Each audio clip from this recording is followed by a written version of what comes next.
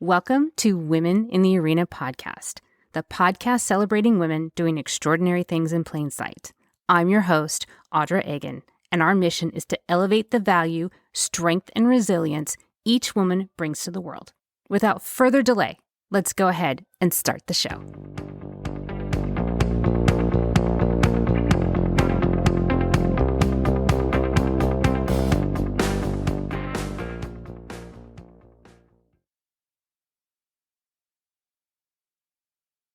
Welcome in, everyone, and thank you so much for joining me again on a very special occasion again this week. This is my favorite show all year. And the reason why this show is so special is because it is our anniversary show. It is our 4th anniversary, and it also happens to fall on my birthday. It is done on purpose because 4 years ago, I had this crazy idea, and I took a deep breath and a big swig of wine, and I hit upload. Had no idea what would happen, and I launched this crazy show. 4 years ago today, Women in the Arena was born, and here we are. And every year on this day, I invite one of my wonderful friends to interview me. And this week, my dear friend, Dr. Andrea Vitz, is here to interview me, and she has been a previous guest, and she is a powerhouse, and she is not going to let me off the hook. She's just, hold on. She is a doctor of chiropractic. She is the author of the bestseller, the You You've Never Met. She has trained thousands of people on being free from their own toxic emotions, so you're no longer toxically drunk. She is the co-founder of the Lifted Academy and the founder of Level-Headed Doc Inc. She's amazing. She has taught me a lot, and she is here to interview me. It is my pleasure and my honor to hand the mic over to Andrea Vitz. Andrea, the mic is yours. Wonderful. Audra, thank you so much for choosing me to host and interview you on this very special day. I think the Women in the Arena podcast is such an important podcast because it gives women the opportunity to have a stronger voice amongst each other. And really to remind us that we're not alone, which is a huge component of my work. So it just aligns so perfectly with what I do. Empowering women, not because they need to be empowered, but because they just need to be reminded that they're already powerful. And I'm so proud of you for making that leap, taking that leap and hitting record and hitting upload and deciding to change lives from behind that microphone. And your voice and your presence and your intention is so beautiful and palpable to all of us. So thank you for 4 years ago making that decision and having the courage and deciding to do that. So yay, happy 4th anniversary and happy birthday. What year is it for you for your birthday? 53. 53. Now, my husband always says that 50 is like being born. So that means you're really 3 years old. Woohoo! So that's fantastic, right? Because that's a halfway point so far. We don't know. We might live to be 200 years in the future, right? Maybe 1,000. Never know. Doesn't matter. But you've lived this incredibly full life. You have, a kid. You have kids, right? I do. And they're both launched. They're launched. So you're literally entering into the second stage of life, which I think of as so cool because if you think about how long your life has been so far, you get to live that again. Only now you get to live that with launched kids who are probably amazing because you raised them and you can have no worries around that. You are married, correct? Yep. Tell us about that. When did you get married? Young, very young. I was 24. He was 25. As a matter of fact, we joke because his birthday is October 15th. We got married October 20th, and he says that we did that on purpose so he could never forget our anniversary date. So he had just turned 25. We were super young, and we say that we were too young and stupid to be afraid. That's it. So, right. Let's just leap. We had no idea what forever even meant, right? nope, no idea. But we wanted to try it out together. Awesome. Yep. So you're happily married. I know I've heard you say wonderful things about your husband, which is such a rare thing this day and age. And I'm really, really happy that you can be that example for people that you can be happy in your marriage. You can be successful in your career and you can reach for more in all those things, even if you're happy. You can reach for more. So this is awesome. So you are 3 years old with launched children, a happy marriage, an incredible career, even though, sometimes it's sticky, I'm sure. You are a master of your life. So this is so great. I want to know, this interview sparked based on a conversation you and I had just as buddies the other day. Yep. And you had mentioned that your husband had really shined this beautiful light on a topic that had been haunting you for years. And I wish you and I had talked about this previously, because I think your husband and I would have been completely aligned on the answer. And I would love for you to share that. What was your struggle, firstly? My struggle has been always being on the outside, never actually being in. And what that means to me is I never felt like I completely belonged, like I was never quite chosen. And what I mean by that is I never, in my family of origin, I never felt like I fit in. I never felt like they actually picked me. I never felt in any circle, except for very, very small chosen few friends and family, I've always felt like an outsider. I never felt like I really quite fit in. I've always felt respected. I've always felt well liked, but I never felt like I was accepted. There's the word. And yes, I never felt accepted. And I always thought that meant that there was something wrong with me. So I always worked really, really, really hard to find out what was wrong with me to be accepted. And I couldn't figure that out. So that is what I had been struggling with for years, which led to this conversation that I had out loud with my husband. Okay, awesome. And I think a lot of people can relate to that. In my work, I teach emotional sobriety, and that is a very common struggle that people have. And I think a lot of people don't even recognize they're living in that struggle. So the fact that you had that awareness to know, like, whoa, I'm kind of outside the circle here. I'm kind of like on the outside looking in, and I don't feel like I could quite get all the way in the center. And Right. like you probably felt, and correct me if I'm wrong, like there was a acting that had to go on in your life, or you were in a movie and everyone else was kind of like the other stars of the movie, or like the co-stars or supporting actors. And you're like, okay, how do I get that person to fit in my life? How do I get that person to really see me and think, wow, I truly accept this human being as they are. And a lot of people get into that sticking point. And so I want to know what what gold did your husband lay down that surprised you?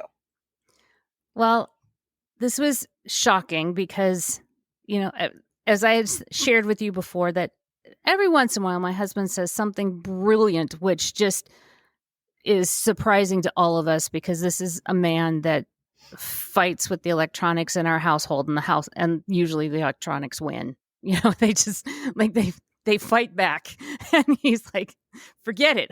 I just will chuck the electronics. But he said something so stunning to me that it like released me, which was, people accept people like themselves. They recognize themselves in other people. You're not like other people. He says, you're constantly pushing people to be better than who they are. You're constantly pushing people to be outside of their comfort zones. You're constantly pushing people to see people as equal, regardless of what they wear on the outside, regardless of the labels they wear. That's not comfortable for many people.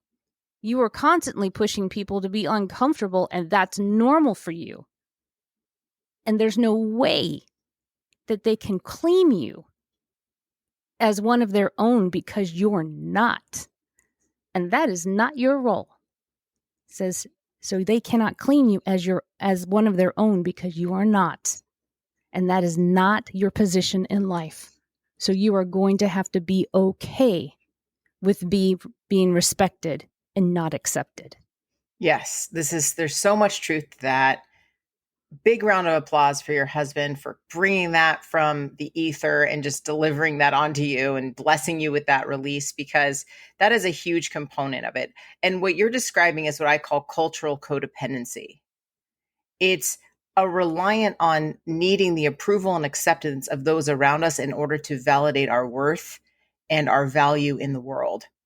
And of course, it comes from a place of when we were children, something happened to us or around us that made us believe we weren't worthy, we weren't deserving, we weren't good enough, etc. And we're therefore thrust into this space of shape shifting ourselves, squirming around, trying to fit where we don't or aren't supposed to fit. And when you really let that go, or in other words, you accept that you don't need to be accepted, then you actually have the freedom to be the real you. And sometimes that can be scary, right? Because there's this void. When you come upon this cliff of like, oh, I've not been being the real me all the time around all these people because I've been wanting them to accept me, right?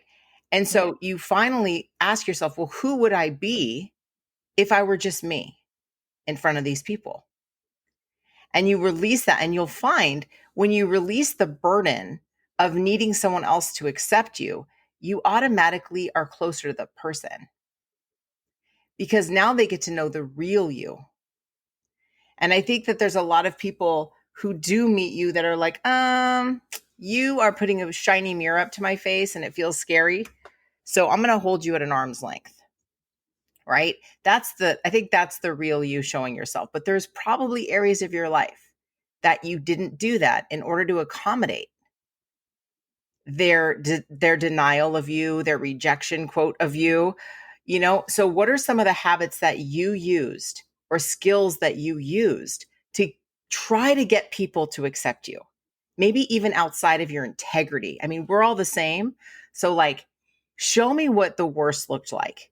For me, I think that I probably toned down my personality a little bit, which is I am a bigger personality than sometimes I even show.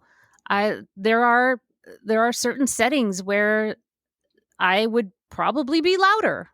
I would probably have been a little bit more upbeat. I would have been a little bit more forward, and I probably toned it down and brought it back a notch because I didn't want to seem too out there, too much. I didn't want to be too much for the crowd. I think that's it. Is I didn't want to be appear to be too much. And so I reeled it in. You reeled it in. You dimmed your light. You dimmed your Yes, I light. did. And where does that come from for you? Like, at what point in your childhood did you get the belief instilled in you that you were too much? We only have an hour. Turn it down, Audra, right? Like, why is that voice in your head? And you don't have to say whose voice it is, but do you know whose voice it is? Oh, yes. Yes, I do.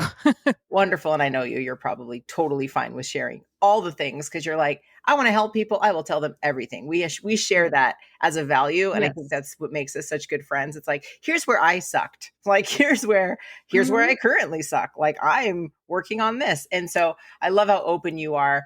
And that I want you to recognize that. I want you to take what your husband said and take this conversation here and say, okay, what are the things that I'm willing to fully let go of dimming? I'm no longer going to dim this. I'm going to be my full self and make sure it is actually your real self. So even that really louder, bigger version of you, make sure that's also the real you before you turn that light on, right? So do some dirty work where you're like, okay, what is truly my personality that comes from an authentic, heart-centered place, not from a place of attention seeking. And if I am, you kind of are. I mean, let's face it, you're an entertainer. Like you are a communicator, you are out there, you are a sunshine in the world. So you're going to be a little bit brighter and louder than some people. But you know what? Name an entertainer that's not. Name somebody who's in the communication space that's not full of energy. And I hate this word, but they're kind of unapologetic about it. They're like, this is who I am. This is how I get my point across. So just being cautious of, am I actually being authentic in this space? Or is this another skill that I'm using to be accepted? So my husband calls that the scale of polarity. Am I shutting myself down over here to be accepted? And then is my correction an overcorrection? Interesting. Yeah. Is there a place I could be in the middle that actually is more me and I can be louder because I'm being more clear, not because my volume's bigger? So I want to keep talking to you about this over the next year or two and like watch how this unfolds as you release the old behavior of like, I'm just going to shut this down real quiet and just be a little mouse versus big loud, I need to overcorrect? Or is the big loud really you? I'm fine with either because I just want to know the truth. So that's really cool that you were able to hear your husband, see where you've been doing things like dimming your light and feeling sadness, sorrow, and resentment probably that you couldn't be all the way you. Oh, yes, because I there is this, and I think it's not just me. I think a lot of, especially women, we pull ourselves back to make other people comfortable Yep. because that's what we've been told to do. And Yeah. that's what we've been culturally programmed to do. And there have been times that I have felt strangled, Mm. that I have felt so anxious in my own body that I was like, what am I doing here? Why am I standing here feeling so strangled that I want to run from this room screaming? Yeah. Trapped. Yes. This is so great, Audra, that you bring this up because what women, let's listen to us here. Okay, women, we are saying out loud that all of us have done some kind of a shape shifting where we've strangled ourselves to make sure that other people don't feel small. So, whoa, whoa, whoa. We're making ourselves small because we don't want other people to feel small. Hello, let's look at that. Use logic here. If we are chemical and electric beings, something happens in us that is something called entrainment. Meaning, have you ever heard that when you are around like the 5 people that you're around the most, you become them? Right? So, Oh our yeah. duty as women, because we are the maternal, reproducers of the world in any way, whether you have kids or not, you are a feminine energy that is required to be big, to be strong, and to be authentic and nurturing.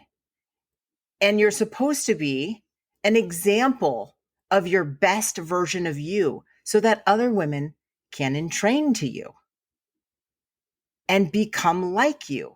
So that means the more authentic I am, the more um, big I allow myself to be in energy and in even putting myself out there. I'm actually inspiring someone else. I'm not making them feel smaller. Even if in the beginning they feel smaller because there's some disbelief that they have, like, oh, I can't do that too, because we all felt that. There's something in there that plants a seed. And then they see it again and they see it again and they see it again. They're like, oh, wait, well, what if I took one step in that direction? And what if I just did a little bit more of that? And well, she does it, so why can't I do it? And all of a sudden, now that person is no longer strangled. And so I think Audra and I are saying we would like to be that for others. We would like to take our ropes off our neck. We would stop shape shifting to accommodate or, the people in the room. We would stop making ourselves small and being a chameleon so that we're accepted by others and just be authentically ourselves in all of our power, in all of our expertise, so that the women around us see us and they go, whoa, okay, what's my version of that? Giving people the permission through demonstration and example. And that's what I want to applaud you for specifically today, because this is your 4th anniversary and you have done so much for women all over the world by putting yourself out there, laying it all on the line. And now you're still engaging in a growth process. So the same way you tell other people, hey, what's blocking you? How can we overcome that? How can we be better? You're still doing that. So important. And that's what makes you respectable. Because you're like, I still see another thing I could get better at. And what does that do? That inspires everyone listening, right, guys? Like, raise your hand if you're like, yep, I'm inspired. Okay, there's something that I'm not doing that's in the best interest of me and the people around me. I'm going to change that. So, Audra, super applaud you for that. I want to know what instilled in you this desire to help other women. Like, not even just the podcast. I want to know, like, from a purpose angle, were you born like this? Was I born like this? Were you born a helper? Were you born an inspirer or a truth teller? Like, what makes you light on fire? This is going to be a lot of truth right now. So I was born the oldest. I'm born the oldest daughter. I was also born into a family of privilege that was also very abusive, with which we held secret, which most families of privilege that are abusive do. Nobody knew. As a matter of fact, people still don't. So we had to act like the perfect family outside the walls, but inside the walls, nobody knew. And I was also born a fighter. I literally was born fighting for my life. I was born with something called Andrea knows this technical term. It's a medical term. I was born with bilateral pneumothoraces, which basically means I was born with a forceps delivery, and I was born with pinholes in my lungs. So it was 1971. So at the time, the doctors basically put me aside to die. And my mom was a nurse, and she said, "You're not going to put my daughter aside to die." A doctor walked in and said, "I will do everything I can to save her." Put tubes in my chest, and I had the tubes in my chest and out my belly button, and hooked me up to. I have no idea what kind of machine it was in 1971, but was breathing for me. And the doctor said, if she lives, she has an 80% chance of being brain damaged. Well, I beat the odds in. Then I keep beating the odds. And so I was literally born fighting for my life. And I feel like I've been fighting for my life ever since. So I've always had this sense of I'm here for a reason that has always been with me. That I've always had this sense of I was born for a bigger purpose. That's never left me, ever. That I've always felt like I was born to be used as something. And as far as speaking up and speaking out, in this particular case, I've worked in a male-dominated industry my entire career. Growing up in this career, there wasn't a whole lot of guidance. And the guidance was, if you want to survive in this industry, you're going to have a tough skin, and you're just going to have to tolerate it. So I compartmentalized it like every other woman in this in this industry. We just compartmentalized it and we stuffed it and pretended it didn't matter and it didn't happen. And we pretended that we were in on the jokes that we were clearly the butt of. And even though it didn't, it stung, we pretended that it didn't matter. And we dealt with all the abuse and the harassment and the sexual innuendos and all of this and all of that. And all of that starts to build up and build up and build up and build up. And then finally, 4.5 years ago, I had no other room to stuff it. There was just no other room. And something happened and it was innocuous. It just was one last thing that my brain could no longer handle. There was no more room to put it. And my brain exploded. It just said, I don't have another place to put it. And I was furious. It was December 2019. After decades of putting up with it. I mean, December 2019. 2019. I was like, I'm still putting up with this shit? Really? And my brain just, all I saw was red. And I was like, I can't deal with this anymore. And in the middle of my fury, I suddenly had a very clear thought and looked around and realized I wasn't standing there by myself. I saw all these women doing this, putting up with the same thing. But we had been conditioned not to talk to each other. And so I went looking for somewhere, some way that we could talk to each other and feel valued and feel heard and know that we meant something to each other and meant something to the world. Couldn't find anything. So I thought, well, I'll make something. Yeah. And that's how this happened, is that it came from a lifetime of feeling like I needed to matter, even though I had a lifetime of not feeling like I mattered, a lifetime of putting up with other people's abuse, other people's comments, and knowing that it wasn't true, knowing that it shouldn't matter, and finally saying, none of that matters, and I'm going to do something about it.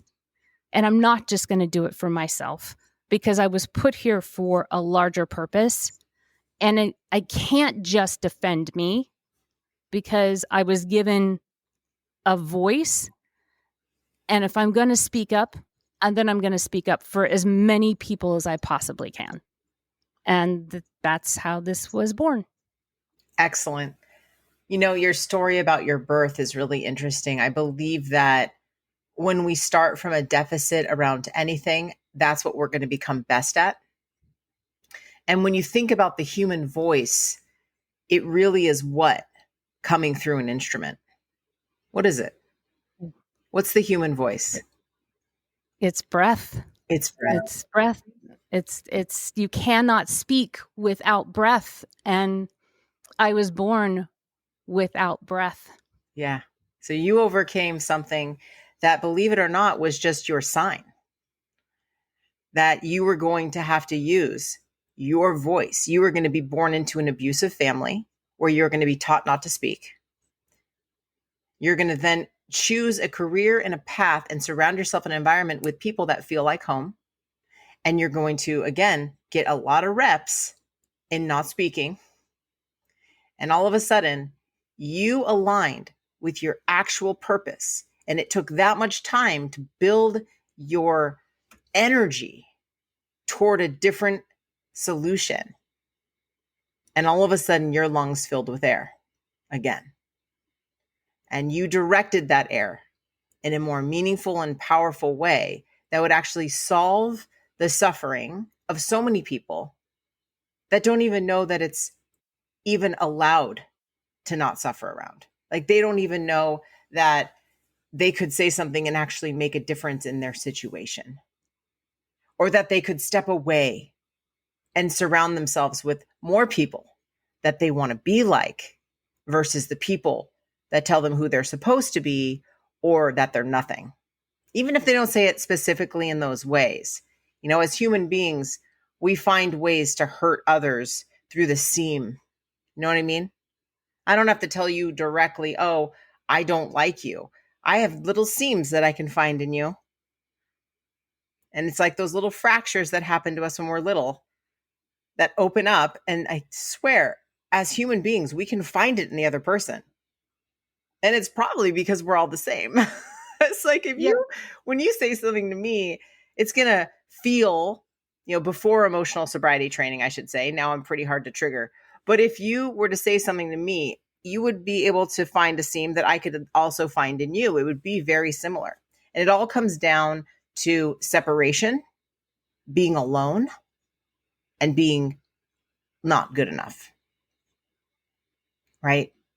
Absolutely. And so you got to a place of belief, so much belief in not good enoughness and no voice, that you flipped and did the scale of polarity.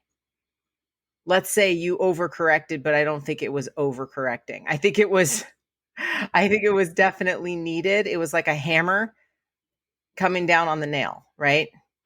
And you just came down hard. But I think you do it pretty in a pretty sophisticated way. You're not bashing men, because it's not all men that are doing it. Most of my friends are men, my closest friends.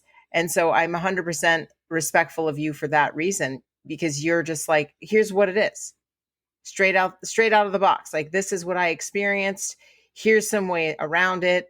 You got to use your voice, and you got to learn to use your voice in a powerful and strong manner, which doesn't have any resemblance of hysteria, anger, or shaming. When you're a true leader, you speak with authority and you speak with kindness, because you want to demonstrate to the people that have hurt you in the past what it could look like if they did the same thing. Because guaranteed, the people in your life that abused you as a child, they literally didn't know how to do something else. And the people who abuse you in your workplace literally don't know how to do it differently. That doesn't give them an excuse, and it doesn't mean I agree with them, but they don't have the skill set or the desire to learn something new. So I love that you just went out there. You're like, you know what? I'm going to voice what they could do different. I'm going to voice what I experienced. I want people to understand what it's like to stand in our shoes within the arena. I love the title of your podcast also. And that's my next question is, how did you come up with the title of your podcast? Well, I actually came up with the title before I knew I was going to do a podcast. And it's a very funny story. I love Brene Brown, and I watched her special years ago, and I have a friend who's an artist. And before I even knew I was going to have a podcast, before anything, I had her make this huge plaque. You can't see it. It's hanging in my office. I have this huge plaque. It's like 3 feet wide by 3 feet tall. I said, I need you to paint me the man in the arena quote. And I want to hang it in my office. It's on, she hand painted it. It's on wood. It's beautiful. I need you to paint me this quote, but I need you to fix the pronouns, because this speaks to me. That quote speaks to me. It is my life, but I need the pronouns to be fixed, because that is how I feel. Because I get knocked down and I dust myself off. I pick myself up and I keep going. Can you do that for me? And she said yes. So it hung in my office for 2 years before I decided to do a podcast. And when I decided that this is what I needed to do, I need to elevate voices. The way to speak truth to power is through, like you said, authority of your voice. It's not through negativity. It's not. The world is full of negativity. Look where it got us. Yep. It's this. When I decided to do that, I was pacing in my office thinking of all kinds of things to call this thing.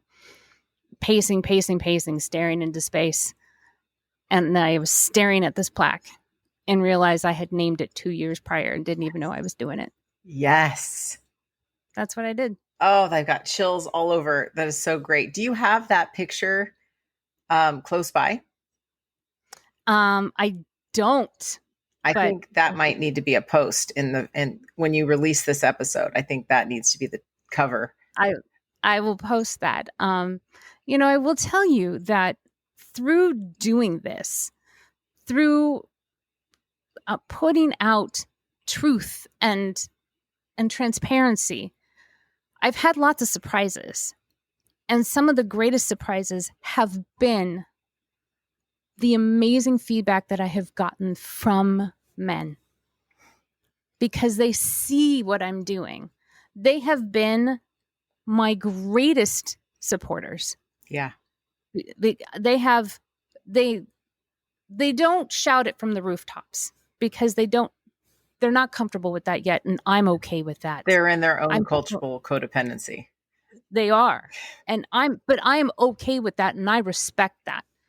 But they've referred me the most amazing women to interview. They send me notes of encouragement. I've had one very brave man be one of my interviewers for one of my anniversary shows. They have been so supportive, incredibly supportive. They have also been responsive as I have grown through this, because of this show, because of the women I've met, because of you. I have grown part of this, and I have recognized things that I have done that I need to stop doing, like allowing people, men, to speak over me in phone calls. And I, in private, will tell them to stop it. I will not do it in a group setting because that will not be well received. Correct. I will do it in private, and they stop.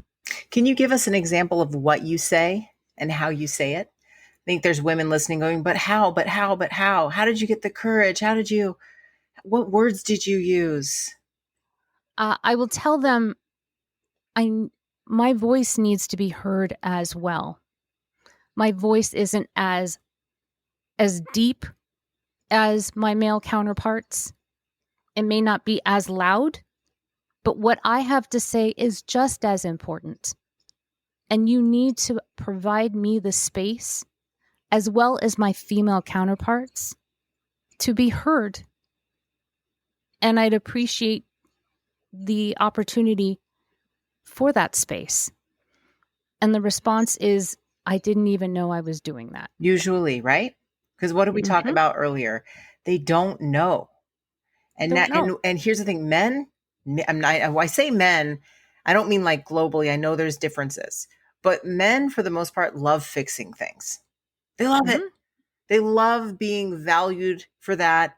They're incredibly brilliant at doing it. And I think if we gave them more of an opportunity to look at themselves, which is what I do every single day of my life as a teacher of this, give them the opportunity to look at who they're truly being. Because like this guy said, I didn't even know. I'm just doing what I've always done. I'm just being that teenage kid, how he survived, And then we expect them to just automatically grow. We didn't even automatically grow. We're still the little girl. And so we have to be more open to being tougher and because you already are tough, everyone. You are, but being tough on the other scale.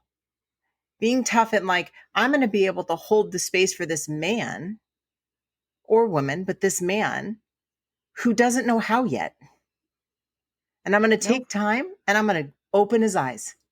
And he might fight back. He might be arrogant. He might use emotionally triggered behaviors that he's always been using. So why would you be surprised?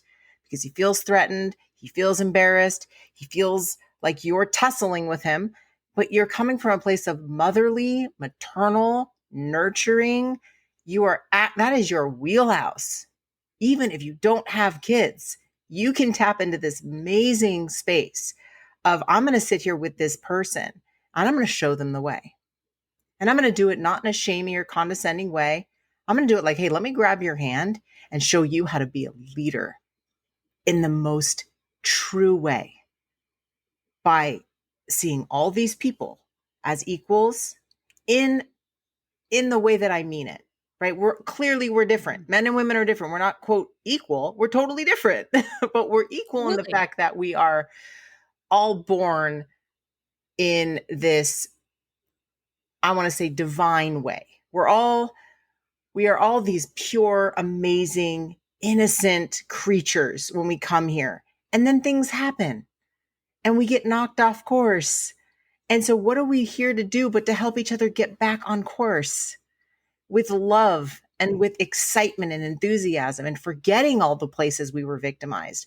I always say this, and you're going to agree with me, Audra, when you remain a victim, you make more victims. Yep. Because you're trapped in that emotion of resentment and embarrassment and shame and frustration with yourself because you're not speaking up, because you don't know, you're hopeless because you don't know how to speak up. And that's why I love what you just taught everyone that's listening. It's just grabbing them because they're literally just like you. Holding them by the arm and say, hey, I really need this from you right now. I'm recognizing you're struggling with letting me speak. You might not even be aware of it. So I'm not even mad at you. I'm not upset. We're cool. But there's a reason I'm here. And if my voice isn't heard, then why am I here? Right. And I love that. You brought him in on it with you, as opposed to creating more separation. I mean, because if that's the whole point, Audra, like you're like, this is the point. We're separate. We shouldn't be separate. Women shouldn't be separate. So how can we separate men from the equation and expect us to all of a sudden be unified? So I love your approach in that. That is wonderful. I mean, God, I could ask you a million other questions. And I'm looking at the clock. I'm like, okay, 15 more minutes-ish. And I want to make sure you can just free flow a little bit. But I want to know, what is it that you are most excited about having since you launched your podcast, and or in your 53 years of life? What are you most excited? What is back there that I've not seen yet, that you've not shared? What I'm most excited about is that I haven't a clue what I'm doing next. Oh yeah. I mean, I know that sounds absolutely ridiculous, but hear me out. I was a young mother. I became a mother at 26. My son was, we were married a whole whopping 10 months when we found out that we were going to have our son. And like I said, like everything else, we were too young and stupid to be scared. We were just like, oh, okay, we didn't plan this, but hey, all right, let's go. We're dumb. So we had our son at 26. We had our daughter at 29. So I've had this amazing career, but I really ran my career around my kids. I've had this just incredible career that I've been a remote sales executive for the past 20 years on purpose so I could be available for my children. It has been hard. I was remote before there was even a remote thing, before anybody knew what remote working was, because that wasn't a thing. And being a sales executive is not easy, especially being a female sales executive is not easy. But I did it on purpose because I wanted to make a great living and be flexible. But my kids were always at the central of it. Now they're out of the house. They have their own lives. For the first time in my adult life, I'm at the center of my life. Mm-hmm. I'm at the center. The kids are out. I don't have to organize my life around them. I get to organize my life around me, which at first was terrifying. Now it's exciting and a little scary, and I haven't a clue what to do with it, which is fun, exciting, terrifying. I'm a type A personality. I have said that many times on this show. Andrea met me for the first time, and in the first 3 minutes, she knew that about me, that I am a type A personality. And I haven't a clue. But that is what is, I'm so excited about it because I don't know. I have no idea. And I'm also a creative person. This podcast has unleashed this creativity in me that I never knew I had in me. So the sky's the limit. I haven't any idea what I'm going to do with it. And the benefit of having kids young is that you are young empty nesters, and there's a whole second chapter of life to go live.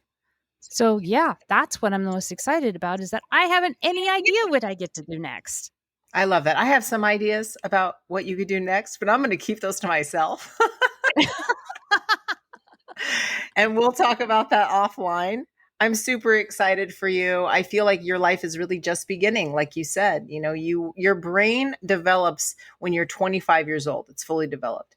And you decided to use your first year with a brain to have a kid. Yep.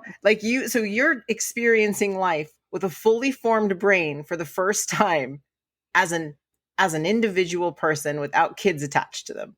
And that's pretty powerful. And so I'm going to ask you just a couple questions with different themes here. What would you say is the most important piece of advice for a woman in marriage? And take your time to answer this. And it could be a few things. But I feel like, if we're not looking at our relationships, even your boyfriends, girlfriends, husbands, wives, whoever you're with, your romantic relationship or your partnership is really the most important relationship you have, because this is the person that's mirroring back to you what they see. This is the person that you are, experiencing all of your life journey with. So it's so important and imperative that it is healthy. And it seems like you've done a really good job. I don't know all the ins and outs of your marriage, and I'm sure that it looks like a lot of other marriages, and that I'm sure there's hiccups and ups and downs and things like that. But for you two, what's been your go-to either solution or like trick or hack that helps you guys stay aligned? Because we bring that relationship, I want to call it muck, into our parenting.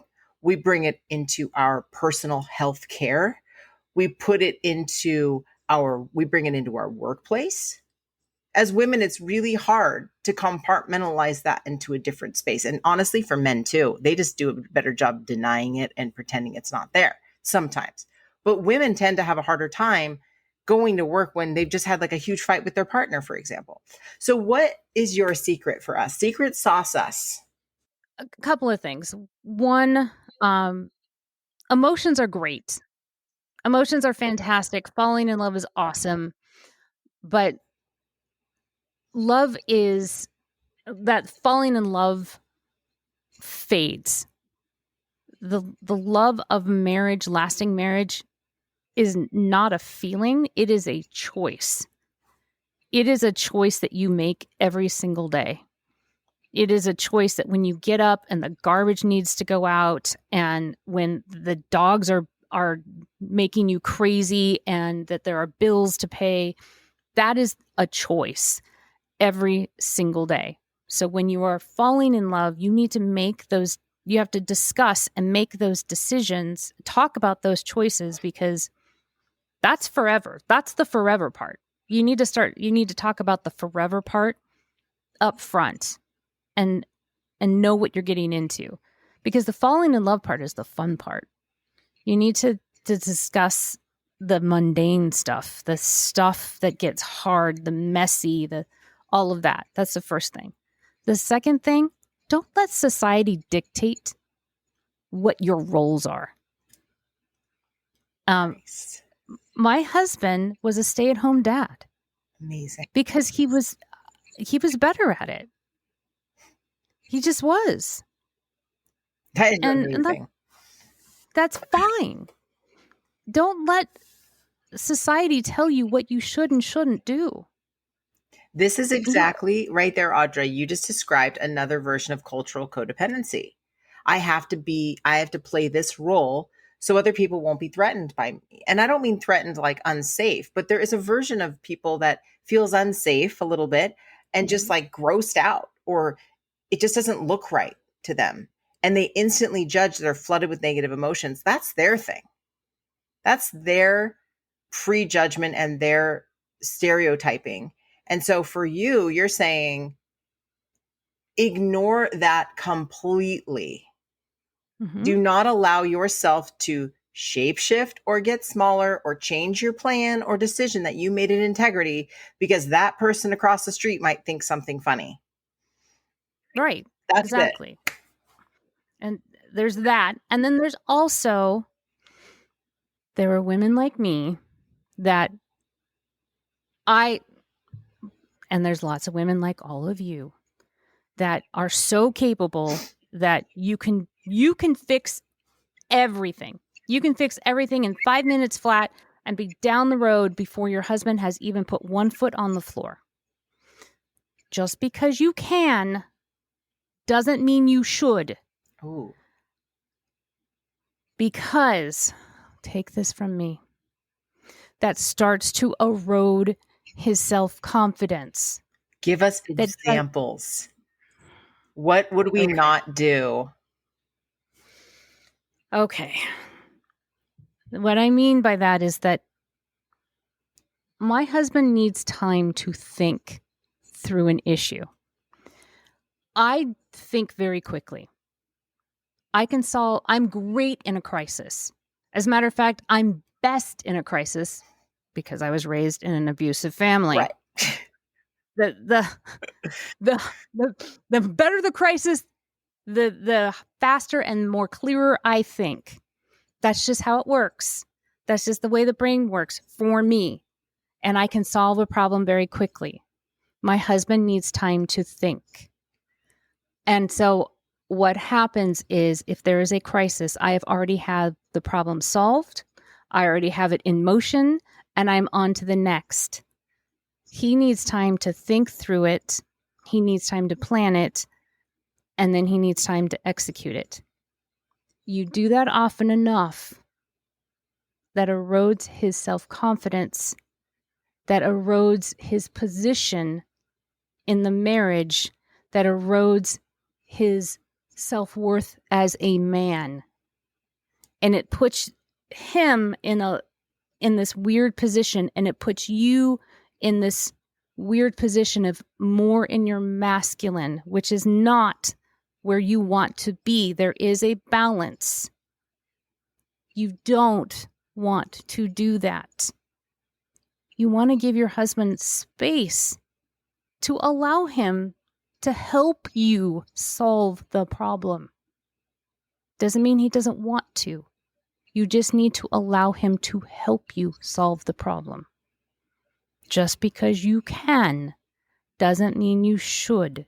That is not you making yourself small. That is giving him room. Opportunity. Giving opportunity to come up to your level.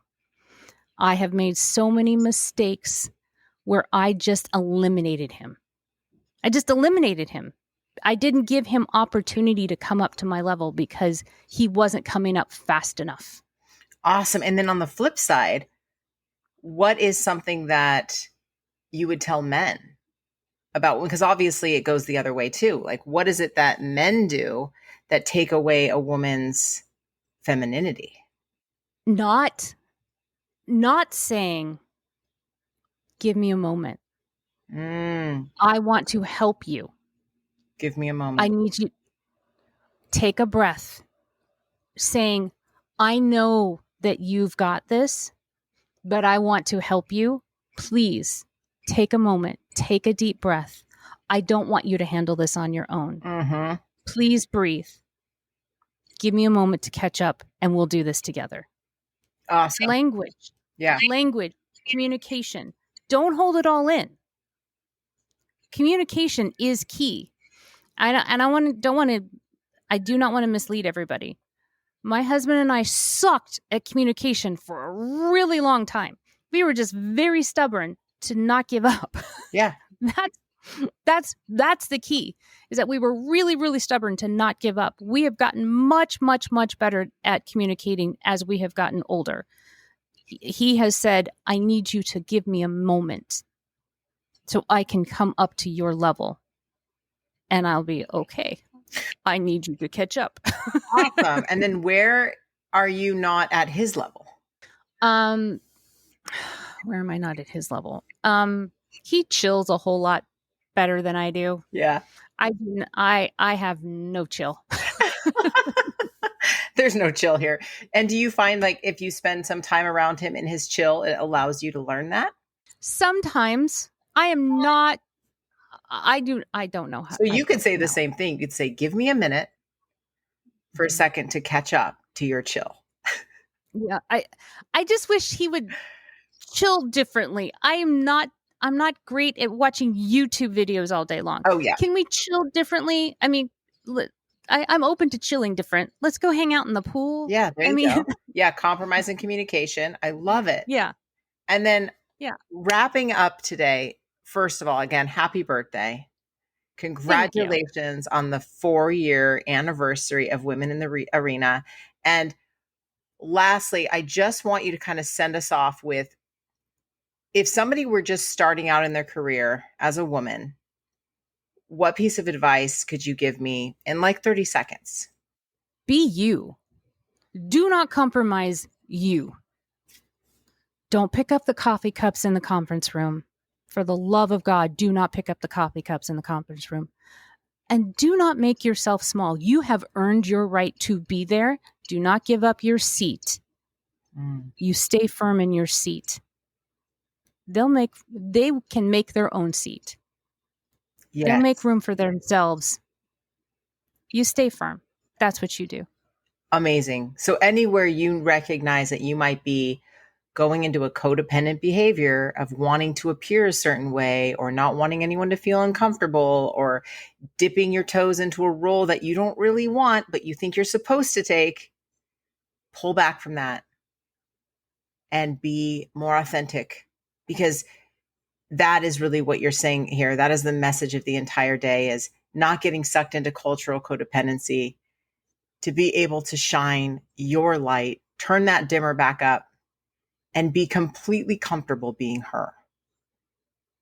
Thank you, Audra. What a lovely conversation. I feel like I could talk to you all day. I've always felt like that. And I really, again, so honored that you chose me for this. I know it's a huge thing for you. And so when you asked me to do it, I just was all giddy inside. And I love, love, love serving women. And I love helping as much as I can. So I love you. Thank you for all you do for all of us. And we will see you next time. Thank you. And before we let you go, where can everybody find you so they can listen to your show and find your books and hear more about your work? Okay. Wow. Well, mine, you could check out my podcast on any place that has podcasts. It's called Level Headed Talk. All one word, level headed and talk.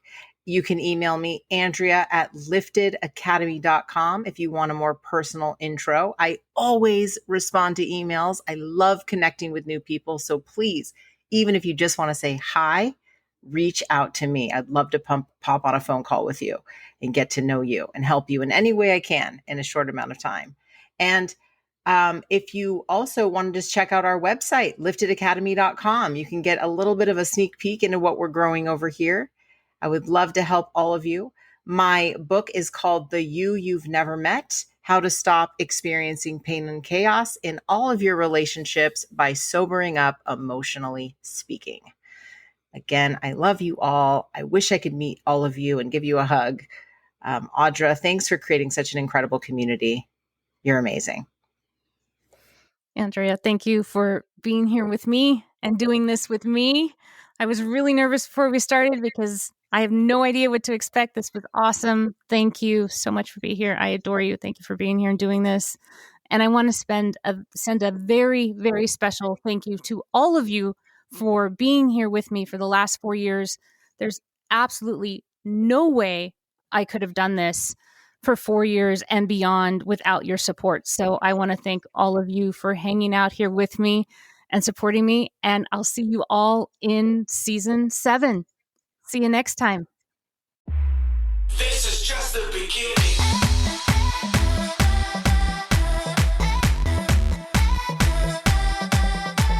That's our show. I am so grateful for each and every one of you and your unwavering support and your continued belief in this movement that has become much bigger than me, much bigger than just a podcast. It has become this forward momentum that we are all doing together. If you are ready, or you know somebody that is ready to tell your story and share your value with the world, please connect with me. You can reach me at audra@womeninthearena.net.